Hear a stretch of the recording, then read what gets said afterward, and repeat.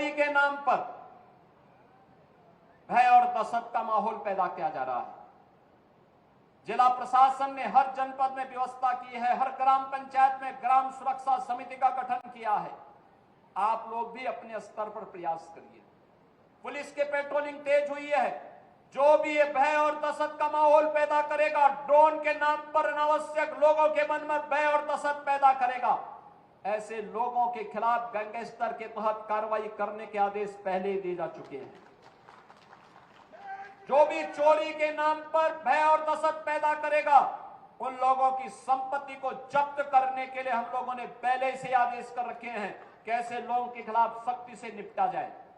लेकिन आपकी भी जिम्मेदारी बनती है, एक सभ्य समाज के नागरिक होने के नाते विकास में, लोक कल्याणकारी योजना में अगर आपकी सहभागिता है तो व्यापक जन जागरूकता में भी आपकी सहभागिता होनी चाहिए।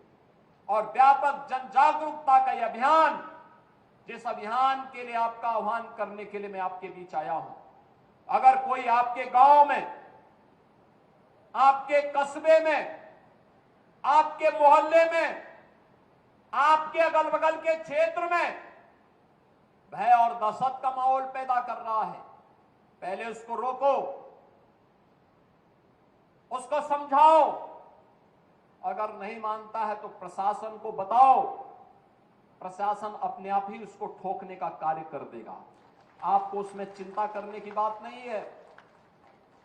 आप चुपचाप बताइए, बाकी का इलाज हम स्वयं कर लेंगे। हमें लव जिहाद और धर्मांतरण जैसी राष्ट्र विरोधी गतिविधियों के प्रति सतर्क रहना होगा। गौ तस्करी और गौ कसी करने वाले तत्वों के खिलाफ सतर्क रहना होगा। अगर कोई कहीं भूल से भी इस प्रकार की गतिविधियों में लिप्त है, उसकी सूचना ससमय आप पुलिस को और प्रशासन को उपलब्ध करवाइए। बाकी का इंतजाम हम स्वयं कर लेंगे। उनका क्या उपचार होना है, उपचार की व्यवस्था हम स्वयं कर लेंगे। बहनों और भाइयों, दूसरा है, हमारा उत्तर प्रदेश और हमारा बलरामपुर जनपद भी विकसित जनपद हो। प्रधानमंत्री जी ने देशवासियों के सामने शताब्दी संकल्प का एक विराट लक्ष्य रखा है। 2022 में इस देश ने अपनी आजादी के 75 वर्ष पूरे किए थे। अमृत महोत्सव का आयोजन पूरे देश के अंदर हुआ था, हर घर पे तिरंगा पहना था। शताब्दी महोत्सव 2047 जब ये देश अपनी आजादी के 100 वर्ष पूरा करेगा, कैसा भारत चाहिए, कैसा भारत हमें चाहिए, उस भारत के निर्माण के लिए, शताब्दी संकल्प के इस अभियान के साथ जुड़ने के लिए 2047 में हमें एक आत्मनिर्भर और विकसित भारत चाहिए। आत्मनिर्भर और विकसित भारत के लिए देश की सबसे बड़ी आबादी के राज्य उत्तर प्रदेश को आत्मनिर्भर और विकसित बनाना होगा। आत्मनिर्भर और विकसित उत्तर प्रदेश के लिए हमें बलरामपुर को भी आत्मनिर्भर और विकसित बनाना होगा। बलरामपुर भी आत्मनिर्भर और विकसित हो सके, इसके लिए हमारी सरकार ने तय किया, हर कमिश्नरी में एक विश्वविद्यालय होगा। आज देवीपाटन कमिश्नरी का विश्वविद्यालय बलरामपुर जनपद में एस्पिरेशनल डिस्ट्रिक्ट होने के नाते, आकांक्षात्मक जनपद होने के नाते विश्वविद्यालय का निर्माण आपके जनपद में हो चुका है। बहनों और भाइयों, सहारनपुर में विश्वविद्यालय नहीं था, सहारनपुर कमिश्नरी में मां शाकंभरी के नाम पर विश्वविद्यालय का निर्माण हो गया है। मुरादाबाद कमिश्नरी में विश्वविद्यालय नहीं था, गुरु जंबेश्वर के नाम पर वहां विश्वविद्यालय का निर्माण कर दिया गया। अलीगढ़ में विश्वविद्यालय नहीं था, राजा महेंद्र प्रताप सिंह के नाम पर वहां विश्वविद्यालय का निर्माण हो गया। मिर्जापुर में विश्वविद्यालय नहीं था, वहां मां विंध्यवासिनी के नाम पर विश्वविद्यालय की स्थापना कर दी गई।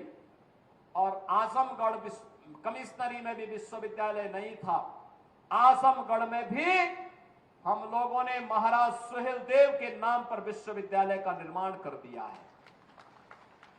बहनों और भाइयों, उत्तर प्रदेश में श्रद्धेय अटल जी के नाम पर अटल आवासीय विद्यालय, अटल मेडिकल यूनिवर्सिटी का निर्माण कर दिया गया है। बाबा गोरखनाथ के नाम पर उत्तर प्रदेश का आयुष विश्वविद्यालय का निर्माण गोरखपुर में हो गया है। और ऐसे ही महात्मा बुद्ध के नाम पर कुशीनगर में कृषि विश्वविद्यालय की स्थापना हो रही है।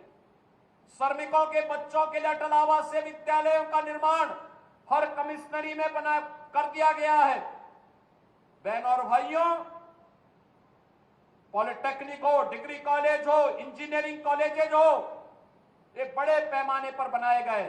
पिछली सरकारें वन डिस्ट्रिक्ट वन माफिया देती थी, हमारी सरकार ने वन डिस्ट्रिक्ट वन प्रोडक्ट भी दिया है और one district one medical college का निर्माण कार्य भी करना प्रारंभ कर दिया है।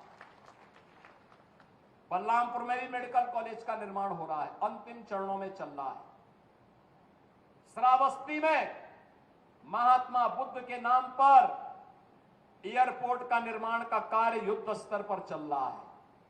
श्रावस्ती मर्यादा पुरुषोत्तम प्रभु श्री राम के बड़े पुत्र लव के द्वारा बसाई गई राजधानी थी। श्रावस्ती महात्मा बुद्ध ने ज्ञान प्राप्त होने के बाद सर्वाधिक चातुर्मास इसी श्रावस्ती में व्यतीत किए थे। जैन तीर्थंकरों में तृतीय तीर्थंकर भगवान संभवनाथ का जन्म इसी श्रावस्ती में हुआ था। और विदेशी आक्रांताओं को दूर दूषित करने वाले महाराज सुहेलदेव ने श्रावस्ती की धरती से सालार मसूद गाजी को मिट्टी में मिलाने का काम भी किया था। आज इसी श्रावस्ती में हम एक बड़ा एयरपोर्ट का निर्माण कार्य कर रहे हैं। आपकी सड़क की कनेक्टिविटी, आज से 8 साल पहले आप लखनऊ जाते थे, अयोध्या जाते थे, घंटों लग जाते थे। अब तो बलरामपुर से मात्र 3 घंटे में आप लखनऊ जा सकते हैं। बलरामपुर से मात्र 2 घंटे में, 2 घंटे से भी कम समय में आप अयोध्या जा सकते हैं। 2.5 घंटे में गोरखपुर पहुंच सकते हैं। यह है कनेक्टिविटी। रेलवे का यहां पर ब्रॉड गेज, मीटर गेज से ब्रॉड गेज बड़ी लाइन हो गई है और अभी इसमें और भी सुधार हो रहा है। नई नई ट्रेन चल रही हैं, नई नई सुविधाएं बढ़ाई जा रही हैं और हवाई जहाज भी चल जाएगा। तो कमिश्नरी में विश्वविद्यालय भी 3-3 मेडिकल कॉलेज, गोंडा में, बहराइच में और बलरामपुर में मेडिकल कॉलेज का निर्माण। और अभी आने वाले समय में हम इस कमिश्नरी को एक स्पोर्ट्स कॉलेज भी देने जा रहे हैं। बहनों और भाइयों, यह है सरकार की विकास की योजना, जिससे यहां के प्रति व्यक्ति आय को बढ़ाया जा सके। बलरामपुर भी आकांक्षात्मक जनपद से उभर करके अब एक विकसित जनपद के रूप में अपना नाम दर्ज कर सके। और इसीलिए वर्तमान में विकसित उत्तर प्रदेश के एक अभियान को हम लोगों ने आगे बढ़ाया है। आज अभी 3 बजे मैं स्वयं सभी ब्लॉक प्रमुखों और क्षेत्र पंचायत के सदस्यों के साथ, सभी जिला पंचायत अध्यक्षों और जिला पंचायत के सदस्यों के साथ मैं स्वयं वर्चुअल संवाद करने वाला हूं, उनका समर्थन मांगने वाला हूं विकसित उत्तर प्रदेश के लिए। और मेरा आप सबसे भी आह्वान होगा, समर्थ उत्तर प्रदेश पोर्टल पर क्यूआर कोड को स्कैन करते हुए उत्तर प्रदेश को विकसित उत्तर प्रदेश बनाने के लिए शॉर्ट टर्म, मीडियम टर्म और लॉन्ग टर्म प्लानिंग क्या होनी चाहिए, इसके लिए आप भी अपना सुझाव भेजिए।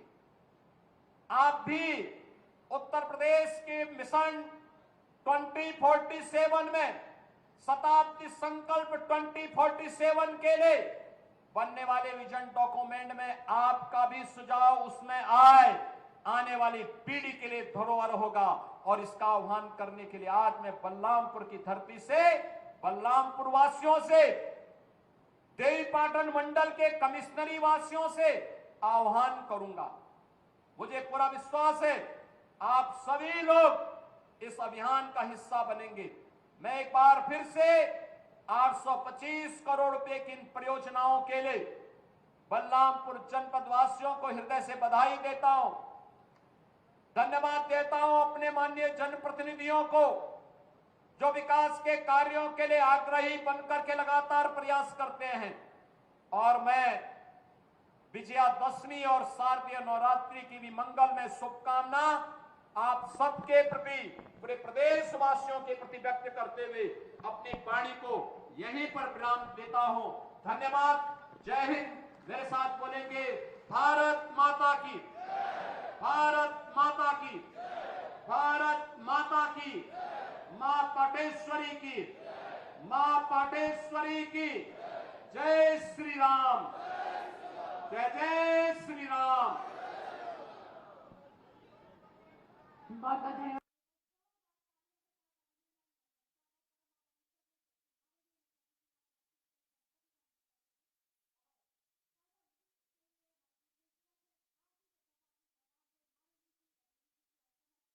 माननीय सम्मानित जनप्रतिनिधिगणों से कि अपने कर कमलों से भगवान पुरुषोत्तम राम की इस छोटी सी प्रतिमा को भेंट स्वरूप, उपहार स्वरूप और वस्त्र पहनाकर अभिनंदन, वंदन, स्वागत, सत्कार परम आदरणीय श्रद्धेय यशस्वी माननीय मुख्यमंत्री जी का एक बार जोरदार तालियों के साथ, जोरदार तालियां अभिनंदन, वंदन, स्वागत के लिए परम आदरणीय श्रद्धेय यशस्वी माननीय मुख्यमंत्री जी के लिए। और आज के इस दीपावली से पहले सौगातों भरा उपहार प्रदान करने के लिए दिल की गहराइयों से आभार प्रकट करते हुए